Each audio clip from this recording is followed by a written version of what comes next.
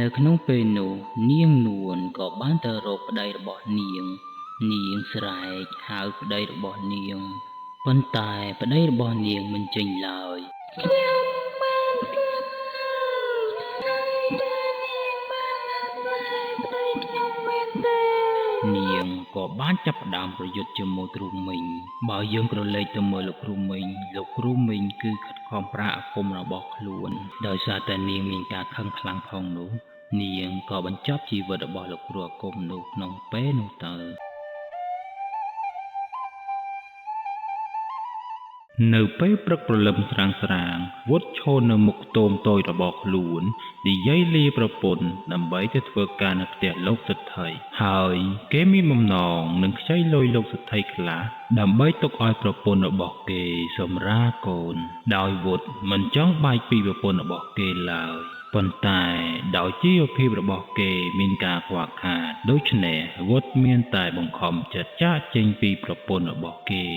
នួនអើយបងទៅធ្វើការនៅផ្ទះលោកសិទ្ធិហើយនឹងដើម្បីខ្ចីលុយលោកសិទ្ធិបានខ្លះដើម្បីទុកឲ្យអូនសម្រាលកូនពួកយើងអូននៅផ្ទះម្នាក់ឯងប្រយ័ត្នប្រយែងផងបងនឹងខិតខំធ្វើការសងបំណុលលោកសិទ្ធិហើយអូនកុំបារម្ភពីបងអីពេលដែលបងរកលុយបានគ្រប់ចំនួនបងនឹងឈប់តាណាចោលអូននឹងកូនទៀតហើយបងវត្តអូនខ្លាចខ្លាំងណាស់តែបងមិននៅតែឲ្យអូននឹងកូនរស់នៅបែបណាតែនេះបើជាផ្ទៃល្អបងទៅចោះឲ្យបងកុំបារម្ភពីអូនអីអូននឹងថែរក្សាកូនពួកយើងឲ្យបានល្អហើយអូនសង្ឃឹមថាបងនឹងត្រឡប់មកវិញឆាប់ណាអូននឹងរងចាំផ្លូវបងហើយសូមឲ្យបងកុំភ្លេចនារីម្នាក់នេះដែលរងចាំផ្លូវបងឲ្យសោះទោះបីយប់ទោះបីថ្ងៃក៏អូននៅរងចាំបងដែរបាទអូនបងយល់ហើយអូនកុំបារម្ភពីបងខ្លាំងពេកបងនឹងខំរកលុយឲ្យបានច្រើនដើម្បីអនាគតគ្រួសារពួកយើងហើយបងនឹងឧស្សាហ៍មកមើលអូនបងមិនចង់បែកពីអូនទេបងស្រឡាញ់អូនខ្លាំងណាស់ទោះបីជាមួយនាទីក៏បងមិនចង់បែកពីអូនឡើយហើយបងទៅនេះបងទៅទាំងបង្ខំចិត្តទេបើសិនជាបងមានលុយបងមិនចង់ចាកចេញពីអូនឡើយហើយអូនសូមជឿចិត្តបងចុះបងមានតែអូនម្នាក់ទេបងមិនអាចទៅស្រឡាញ់អ្នកណាគេក្រៅពីអូនឡើយពេលនេះថ្ងៃរៀងជ្រេណាស់ទៅហើយបងសូមលាអូនទៅសិនហើយបន្ទាប់ពីវុតនិយាយលាប្រពន្ធរបស់ខ្លួនហើយវុតក៏ដើរចេញទៅដោយទុកឲ្យប្រពន្ធរបស់ខ្លួននៅផ្ទះម្នាក់ឯងទាំងពោះរបស់នាងចិត្តគ្រប់ខែទៅហើយមិនដឹងថាពេលនោះវុតគិតអ្វីទេហើយអ្វីក៏មិនចាំឲ្យប្រពន្ធរបស់ខ្លួនសម្រាលកូនសិនទៅហើយចាំទៅធ្វើការដើម្បីរកលុយផ្គត់ផ្គង់គ្រួសារនេះប្រហែលជាវុតខ្វះខាតខ្លាំងមែនទែនហើយទើបសម្រេចចិត្តចាកចេញពីប្រពន្ធរបស់ខ្លួនយ៉ាងនេះបន្ទាប់ពីវុតដើរឆ្លងកាត់ព្រៃកាត់ភ្នំនៅទីបំផុតវុតក៏បានដើរមកដល់ផ្ទះលោកសិទ្ធិហើយវុតក៏បានដើរទៅជួបលោកសិទ្ធិប្រាក់ដោយទឹកមុខរបស់វុតមានការភ័យខ្លាចដោយវុតខ្លាចតែលោកសិទ្ធិមិនទទួលខ្លួនឲ្យធ្វើការទើបធ្វើឲ្យទឹកមុខរបស់វុតមានការភ័យខ្លាចចំពោះលោកសិទ្ធិជំរាបសួរលោកសិទ្ធិខ្ញុំសូមអង្វរសូមលោកសិទ្ធិជួយខ្ញុំផងប្រពន្ធរបស់ខ្ញុំចិត្តគ្រប់ខែទៅហើយខ្ញុំគ្មានលុយដើម្បីទុកឲ្យប្រពន្ធរបស់ខ្ញុំសម្រាលកូនទេ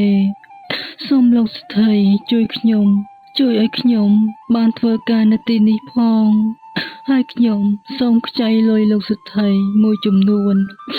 ដើម្បីទុកឲ្យប្រពន្ធរបស់ខ្ញុំសម្រាលកូនហើយខ្ញុំសន្យាថាខ្ញុំនឹងខំធ្វើការងារឲ្យបានល្អនៅក្នុងពេលនោះលោកសិទ្ធិប្រាក់ដូចជាមានការស្ទាក់ស្ទើរខ្លះដែរ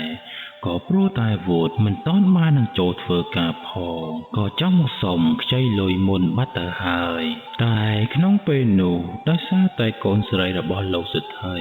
បានពេញចិត្តទៅលើវុតហើយនាងក៏បានបញ្ចុះបញ្ចោពុករបស់នាងឲ្យទទួលវុតមកធ្វើការក្នុងពេលនោះទោះបីជាលោកសិទ្ធិមិនពេញចិត្តក៏ដោយ ប៉ុន្តែដោយកូនស្រីអង្វរទៅហើយលោកសេដ្ឋីមានតែធ្វើតាមកូនរបស់ខ្លួនទេនាងនីខំសម្លឹងមើលវោតតាំងពីពេលដែលវោតដើរចូលមកម្លេះនាងសម្លឹងវោតដូចត្រូវមន្តស្នេហ៍ចំពោះគេអញ្ចឹងហើយអញជិះប្តីអ្វីក៏គ្មានប្រយោជន៍ម្ល៉េះប្រពន្ធជិតគ្រប់ខែទៅហើយនៅតែគ្មានលុយមកឲ្យនាងសម្រាប់កូនទៀតនៅក្នុងរឿងនេះមិនដឹងថាឯងកុហកយើងឬយ៉ាងណាទេឯងថាប្រពន្ធឯងជិតគ្រប់ខែគូណាស់ឯងនៅមើលថែនាងប៉ុន្តែឯងដាច់ចិត្តចេញមកធ្វើការឃ្លាតឆ្ងាយពីនាងហើយអ្វីឯងមិនគិតដល់កូនឯងក្នុងពោះផងណាហើយយើងក៏ព្រមទទួលឯងធ្វើការចោះហើយយើងនឹងឲ្យលុយឯងខ្ចីមួយចំនួនដើម្បីឲ្យឯងយកលុយឲ្យប្រពន្ធរបស់ឯងសម្រាប់កូនហើយបើឯងធ្វើការនៅទីនេះមួយខែយើងឲ្យឯងសម្រាប់2ថ្ងៃពេលដែលសម្រាប់នេះឯងគួរតែទៅមើលថែប្រពន្ធកូនរបស់ឯងទៅដើម្បីកុំឲ្យនាងមានការនឹកនេះឯងខ្លាំងពេកមួយវិញទៀតឯងត្រូវតែខំធ្វើការងារផងមិនមែនយកឯងមកដេកស៊ីទេវើយខ្ញុំយល់ហើយលោកសេដ្ឋីខ្ញុំពិតជាអរគុណលោកសេដ្ឋីជំនួសប្រពន្ធខ្ញុំណាស់ខ្ញុំនឹងយកលុយនេះដើម្បីទុកឲ្យនាងសម្រាលកូនហើយខ្ញុំនឹងខំធ្វើការងារឲ្យបានល្អខ្ញុំមិនឲ្យលោកសេដ្ឋីតោះចិត្តនៅខ្ញុំឡើយចាប់តាំងពីពេលនោះមកវោតក៏ចាប់ផ្ដើមធ្វើការនៅផ្ទះលោកសេដ្ឋីវោតពិតជាខំធ្វើការងារខ្លាំងណាស់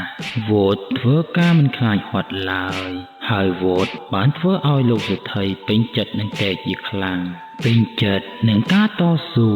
នឹងភាពស្មោះត្រង់អំណត់អត់ធន់នឹងការងារហើយបើយើងក៏លេចទៅមើលនាងនីកូនរបស់លោកសេដ្ឋីវិញនាងតែងតែតាមមើលវោតជារៀងរាល់ថ្ងៃទោះបីជាវោតទៅចំការឬក៏ទៅណាក៏ដោយក៏នាងនៅតែតាមសម្លឹងមើលវោតហើយនាងពេញចិត្តនឹងវោតដោយសារតែមុខដ៏មន្តស្នេហ៍របស់វោតបានធ្វើឲ្យនាងនេះដេកមិនលក់បោះក៏មិនហើយដែរហើយនេះគេហៅថាជំងឺស្រឡាញ់គេតែម្នាក់ឯងដូចអ្នកមើលចឹងកន្លងពេលអស់ទៅមួយរយៈនាងនីក៏បានដឹងដំណឹងថាមានគ្រូអាគមម្នាក់ដែលខ្លាំងពូកែខាងអាគមនាងក៏បានទៅជួបជាមួយនឹងគ្រូអាគមម្នាក់នោះ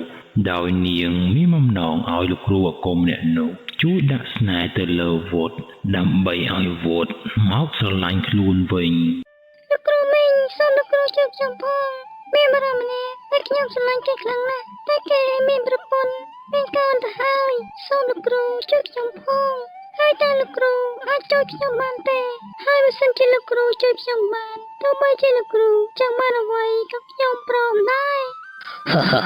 ការងារនេះងាយទីបកជ័យទៅហើយនៅក្នុងរឿងនេះយើងមិនត្រូវការមាសយើងមិនត្រូវការប្រាក់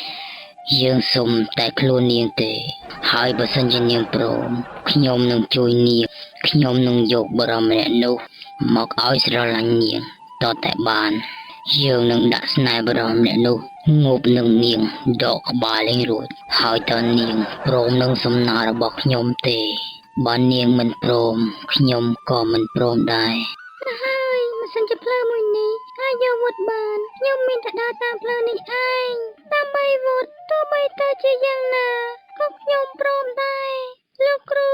ខ្ញុំព្រមហើយតែនៅក្នុងការងារមួយនេះលោកគ្រូត្រូវតែធ្វើវាឲ្យសម្រេចណាចាប់តាំងពីថ្ងៃដែលនាងនីទៅរកលោកគ្រូអាគមមកវុតបានត្រូវស្នេហ៍លើនាងដកចិត្តលេងរួចហើយលេងនឹកនាលើការងារសូម្បីតែប្រពន្ធរបស់ខ្លួនក៏វុតលែងបារម្ភពីនាងដែរ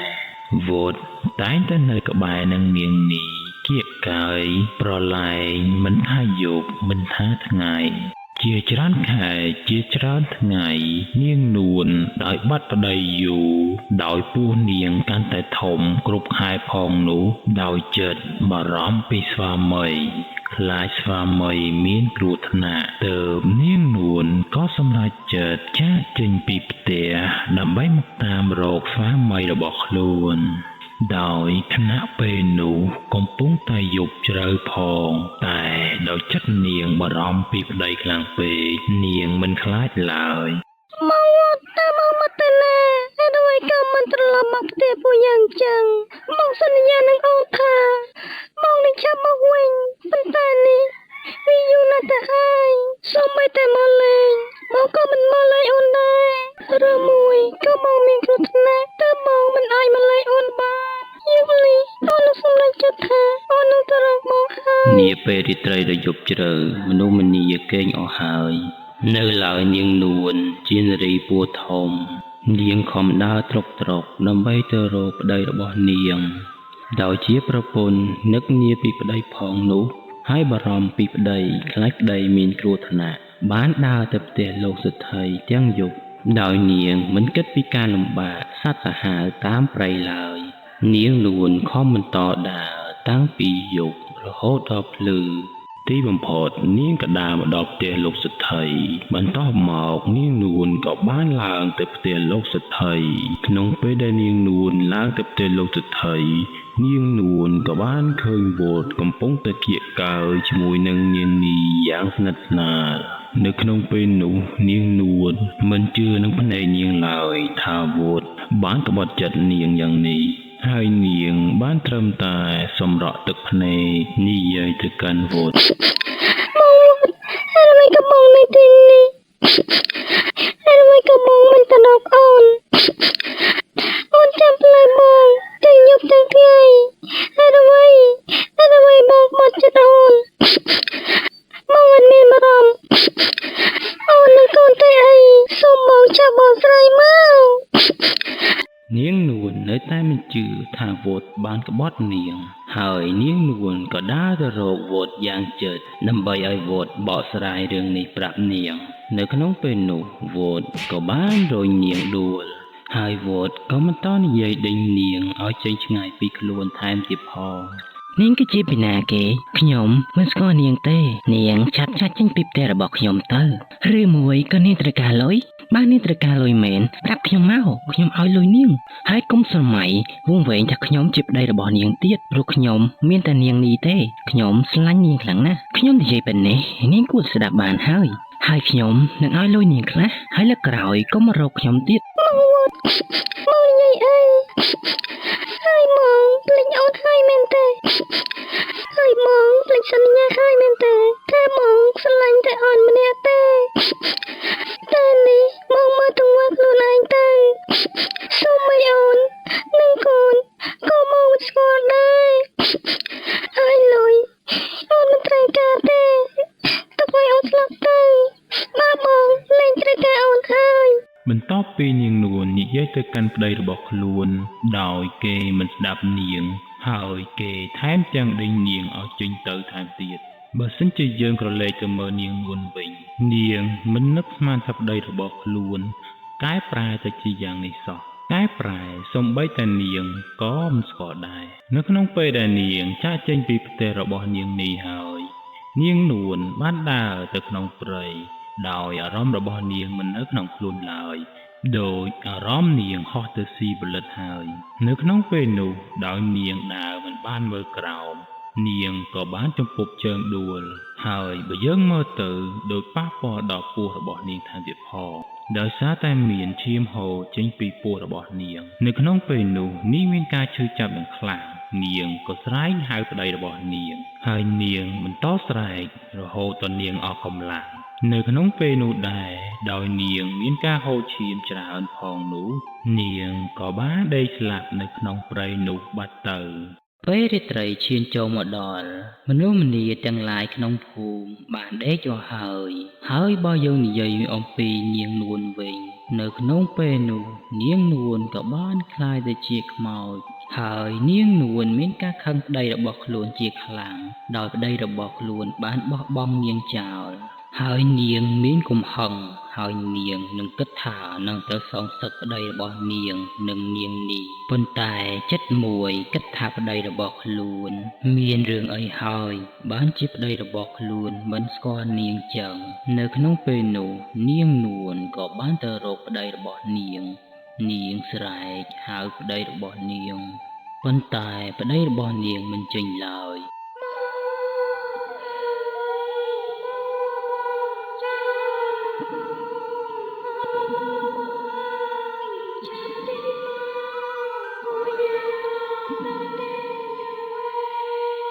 នាងបន្តស្រែកដដែលស្រែកហៅប្តីរបស់នាងប៉ុន្តែមិនឃើញប្តីរបស់នាងចេញមកឡើយនៅក្នុងពេលនោះក៏លេចចេញនាងនីចេញមកណែនាងមិនទាន់ស្លាប់ទេអីខ្ញុំបានដេញនាងចេញទៅហើយហើយអ្វីក៏នាងមានមកទៀតនាងឆាប់ចេញពីផ្ទះរបស់ខ្ញុំទៅហើយបើនាងមកដូចខ្មោចអញ្ចឹងហើយបងវត្តស្រឡាញ់នាងមិនកើតនាងប្រហែលជាសម័យហើយបងវត្តមិនអាចទៅជាមួយនាងបានទេខ្ញុំបានស្លាប់ហើយសូមប្តីខ្ញុំមកវិញមកហើយដែលនាងបានណាត់ប្តីខ្ញុំមែនទេហើយរំលែងក៏ប្តីរបស់ខ្ញុំលែងស្គាល់ខ្ញុំចឹងសូមឲ្យតែខ្ញុំខំស្រែកហៅក៏គាត់មិនហាមចេញមកដែររឿងនេះខ្ញុំដឹងច្បាស់ណាស់តែនាងធ្វើអ្វីដាក់គាត់ហើយខ្ញុំមិនទុកឲ្យនាងទេខ្ញុំនឹងយកនាងឲ្យទៅនៅជាមួយខ្ញុំហើយ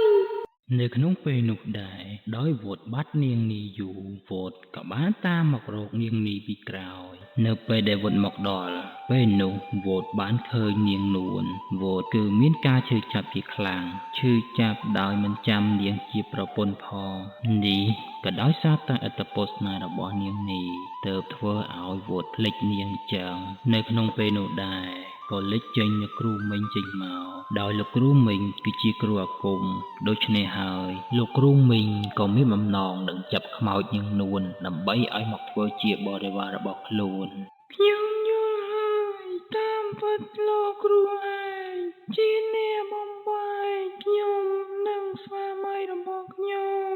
ថាមីងអញនឹងសម្លាប់ឯ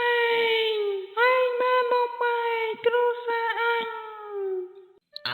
បើដឹងរឿងនឹងល្អហើយមិនចាំអញបកស្រាយឲ្យស្ដាប់ហើយអញក៏មិនចង់និយាយអីឲ្យច្រើនដែរហើយអញមុខនេះអញគ្រាន់តែចង់បាននាងមកជាបរិវារអញទេដោយក្នុងពេលនោះនាងនួនមានការខឹងជាខ្លាំងចំពោះលោកគ្រូមីងនាងក៏បានចាប់ផ្ដើមប្រយុទ្ធជាមួយគ្រូមីងបើយើងក្រឡេកទៅមើលលោកគ្រូមីងគឺខិតខំប្រើអាគមរបស់ខ្លួនដើម្បីចាប់នាងនួនប៉ុន្តែនៅក្នុងពេលនោះដោយនាងនួនមិនដឹងថាទទួលកម្លាំងពីណាទេធ្វើឲ្យនាងមានកម្លាំងខ្លាំងហើយនាងក៏អាចផ្ដួលលោកគ្រូអាគមនោះបានដោយសារតែនាងមានការខឹងខ្លាំងផងនោះនាងក៏បញ្ចប់ជីវិតរបស់លោកគ្រូអាគមនោះក្នុងពេលនោះទៅហើយដោយសារតែលោកគ្រូមីងស្លាប់អត្តពលស្នេហ៍របស់លោកគ្រូមីងដែលដាក់មកលើវត្តក៏បានសាបសូន្យហើយវត្តក៏បានដឹងរឿងគ្រប់យ៉ាងហើយវត្តមានការស្លុតចិត្តជាខ្លាំងពេលដែលប្រពន្ធរបស់ខ្លួនបានខ្លាចជាខ្មោចយ៉ាងនេះនួនឲ្យបងសុំទោសតែបងមិនអាចមើលថែអូនបងពិតជាមានកំហុសខ្លាំងណាស់ដែលបងបានធ្វើឲ្យអូនទៅជាបែបនេះនួនអើយឲ្យបងសុំណាអូនឈប់សាងបាបទៀតទៅបងដឹងខុសហើយអូនគួរតែលើកលែងទោសឲ្យនាងទៅដោយសារតែចិត្តស្រឡាញ់បងទើបនាងធ្វើបែបនេះហើយបងសង្ឃឹមថាជាតិក្រោយកុំឲ្យអូនជួបរឿងចឹងទៀតហើយបងនឹងទៅបួសដើម្បីឧទ្ទិសកុសលឲ្យអូនដើម្បីឲ្យអូនឆាប់ទៅចាប់ជាតិឈប់ទៅណាបងសុំ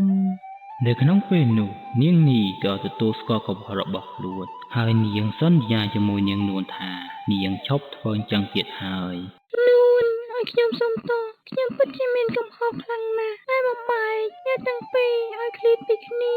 ហើយខ្ញុំសន្យាថាខ្ញុំនឹងធ្វើបុណ្យឲ្យនាងសូមនាងលើកលែងទោសឲ្យខ្ញុំផងណាហើយខ្ញុំមិនចង់សាងបាបទៀតទេខ្ញុំលើកលែងទោសឲ្យនាងចុះបងវត្តអូនពិតជាសប្បាយចិត្តខ្លាំងណាស់តែបានជួបបងក្នុងពេលចុងក្រោយអូននឹងទៅហើយអូនសង្ឃឹមថាបងរស់នៅឲ្យបានល្អមិនអីទេអូនទៅចុះបងនឹងរស់នៅឲ្យបានល្អហើយបងនឹងនៅតែនឹកអូនបងស្រឡាញ់អូនខ្លាំងណាស់ស្រឡាញ់ស្ទើរតែមិនចង់ឲ្យអូនចាក់ចេញពីបងទេនៅក្នុងពេលនោះនាងនួនក៏បានរលាយបាត់ស្រមោលបានត្រឹមតែបន្សល់ទុកនៅអនុស្សាវរីយ៍ឲ្យវត្ត ចងចាំនាងជានិច្ចមិនភ្លេចរហូតដល់រាប់ម៉ឺនរាប់សែនឆ្នាំទៅមុខទៀត ខ្ញុំសូមអរគុណពុកម៉ែបងប្អូនទាំងអស់គ្នាដែលតាមដានទស្សនាវីដេអូមួយនេះតាំងពីដើមរហូតដល់ចប់ហើយបើសិនជាបងប្អូនទាំងអស់គ្នាចង់ឲ្យខ្ញុំចេញវីដេអូថ្មីៗបន្តទៀតសូមបងប្អូនទាំងអស់គ្នាជួយគាំទ្រខ្ញុំផងនៅក្នុងវីដេអូមួយនេះបើសិនជាមានកំហុសខុសឆ្គងសូមបងប្អូនទាំងអស់គ្នាកុំប្រកាន់ខ្ញុំអី